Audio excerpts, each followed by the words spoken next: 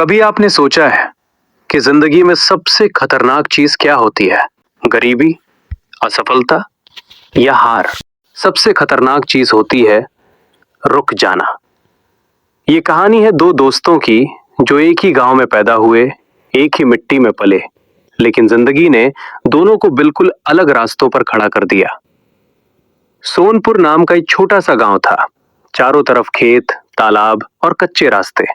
इसी गांव में दो बचपन के दोस्त रहते थे, शंकर और विक्रम।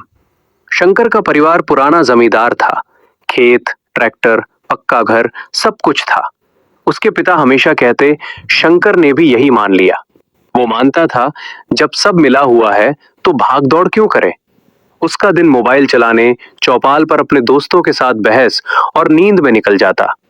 और दूसरी तरफ वहीं विक्रम एक साधारण परिवार से था। पिता ठेला चलाते थे, माँ दूसरों के घर में बर्तन धोने का काम करती थी। विक्रम जानता था, अगर मैं रुका तो जिंदगी उसे कुचल देगी। विक्रम जी जान से मेहनत करता। सुबह पढ़ाई, दोपहर में पिता की मदद, शाम को बच्चों को ट्यूशन और रात को पुराने मोबाइल पर ऑनलाइन सीखना। लोग हंसते थे, इतनी मेहनत क्यों करता है, गांव में रहकर क्या कर लेगा। लेकिन विक्रम का जवाब होता था, अगर मैं नहीं बदला तो मेरी जिंदगी कभी नहीं बदलेगी। समय बीतता गया, शंकर वही का वही रहा। उसने कभी खेती सीखने की कोशिश नहीं की, कभी पैसों का हिसाब नहीं रखा, सब पिता और मजदूरों पर छोड़ दिया।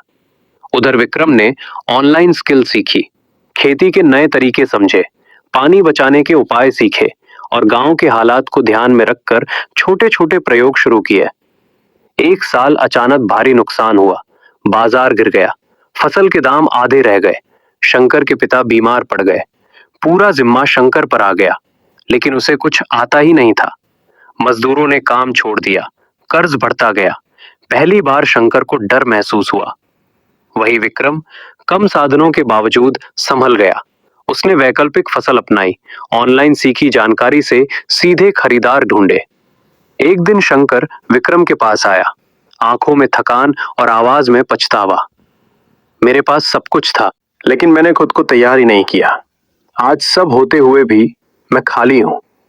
विक्रम ने शांत स्वर में कहा, मैं अमीर नहीं हूं, लेकिन मैंने चलना नहीं छोड़ा। जिंदगी उन्हीं का साथ देती है जो चलते रहते हैं। कुछ साल बाद विक्रम गांव के युवाओं को काम देने लगा। शंकर भी उसके साथ सीखने लगा। अब दोनों साथ काम करते हैं। कहानी यही सिखाती है, रुक जाना सबसे बड़ी हार है। हालात चाहे जैसे हों, जो सीखता रहता है वही आगे बढ़ता है।